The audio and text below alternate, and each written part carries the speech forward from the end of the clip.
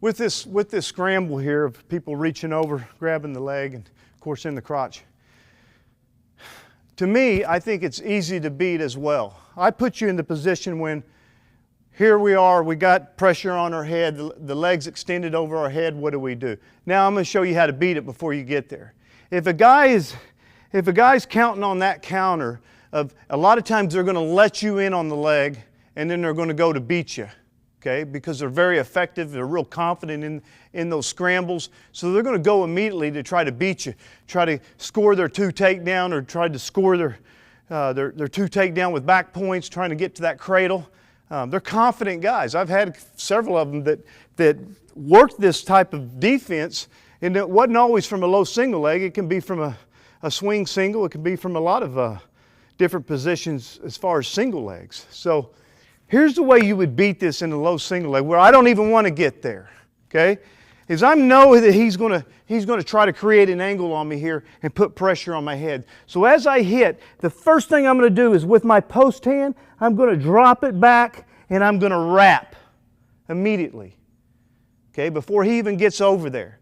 Because I know that he wants to get to this angle, and I know that he wants to work into wrapping my legs up into a cradle position. So as I penetrate here, okay, as I penetrate here and I'm pulling myself in, as I feel him going across, right, I'm going to come on, go ahead. I'm going to wrap right here.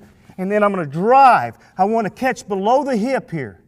And I'm going to drive that knee to the mat, okay, and I'm going to work my body back over. Okay, I'm just going to set him right to his butt. So I'm going to have to hit this live once, a couple times, just to give them an idea of what the look is, okay? Ready?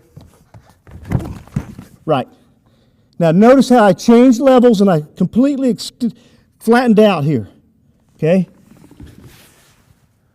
Right here. Again.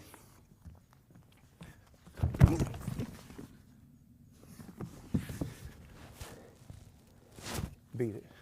Pretty simple, okay? But the key is, you know, if I really need to know what my opponent's doing, you know, if I see them going to this pretty routinely, it gives me a little better idea if I'm getting to a low single leg, what I'm going to need to do to finish. You know, I'm not sure I'd do that in a match if I didn't know what the guy did. I don't know if I'd have that time to react. I'd be focused on my traditional finishes. So, you know, always knowing your opponent a little bit helps a lot, you know, and helps you with your finishes. It gives you an idea of where you need to go and what you need to do. So with that, I'll show it one more time.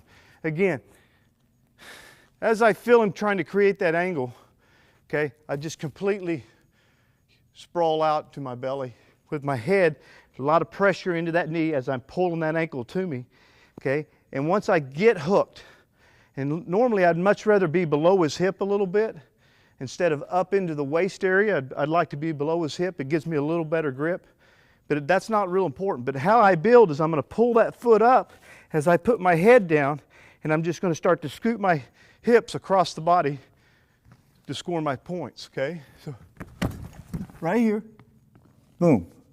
Now here, moving my feet, keeping this foot crossed up. Great little finish. Great way to beat the guy. You're cutting him off. So with that scramble of guys reaching over, and I mean, we're drilling the same thing. We're drilling this that type of defense when guys get to our legs and we didn't get our legs back. It's very effective defense, okay? But for low single leg guys, you got to finish. You got to beat them. So I put you in it, put you in the worst case scenario, showed you what you need to focus on when you get in those situations, and then I showed you how to beat it before you even get there.